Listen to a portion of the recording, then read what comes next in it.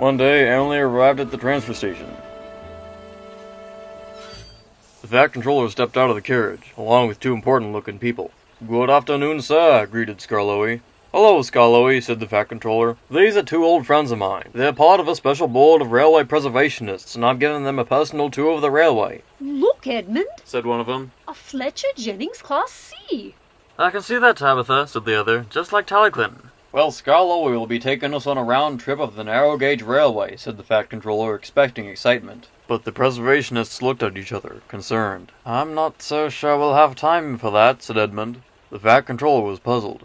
"One of the reasons we came," said Tabitha, "is that we have been on the search for our very own private engine." "They're not for sale." "Yes, well, we've noticed in our time here that you have a countless amount of engines. Surely you have some that you don't necessarily need." "Well, I'll be pointed Tabitha. an Eleni RX-1. "Well, goodness me, you're right," marveled Edmund. That one would be perfect. Topham, what is that engine's job?" "Whiff works at the Sodor rubbish dump, and he's..." "A rubbish dump? That type of engine pulled a special private carriage. It didn't even touch trucks." Topham, please take us to him." "What, to the dump?" "Well, wherever he is, we'd like to talk to him." So Emily brought them all to the dump. Edmund and Tabitha made a beeline for Whiff.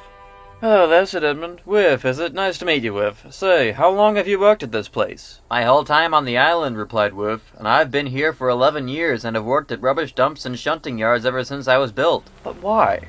"Well, I couldn't get to work on the main line because they accidentally gave me the same number as another engine. I had to wait for new number plates, but they never got around to it, so they put me to work in my first dump. They only then gave me my name." "Topham, is Whiff the only engine working here?" "No, there is another engine." "And what's the problem?"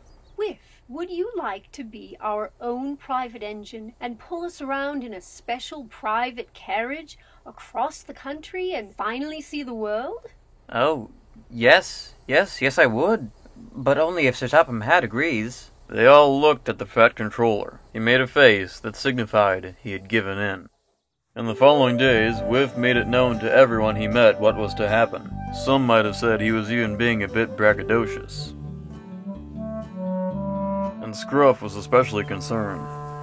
"I can't work at the rubbish dump all by myself," he said sadly. "Who's gonna bring the trucks in?" "Oh, I think you're more than capable of that," said Edward. "I've just never seen him like this before." "I think that being held in such a high regard as he is in now after years of being viewed just as a little shunter could give any engine a big funnel. All we can really do now is wish him the best from here on out." The day finally came when Whiff was to do a test run on the mainland. After that, he was to be permanently sold off. He had had a washdown and a repaint. He rolled out of the works to see a gathering of engines all lined up to see him off. They blew their whistles and horns and said, "Goodbye, Whiff, we'll miss you." He felt grateful, but was surprised to see he meant anything to any of them at all. As he traveled toward the big station, he thought to himself, "I really should have said goodbye to Scruff, and Percy, and Emily." He thought he might miss the other engines more than they would miss him. When he arrived at Vickerstown, there was an engine from the other railway waiting to tow him away. "Well, Whiff, are you ready?" asked the Fat Controller.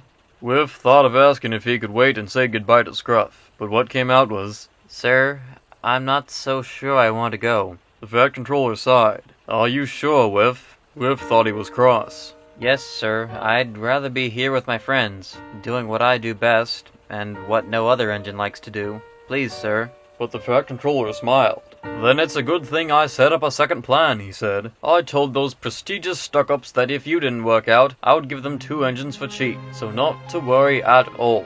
Whiff promptly returned to the rubbish dump, where he still works to this day. He knows that what is much more of an honor than being a private engine is being a part of the Fat Controller's railway.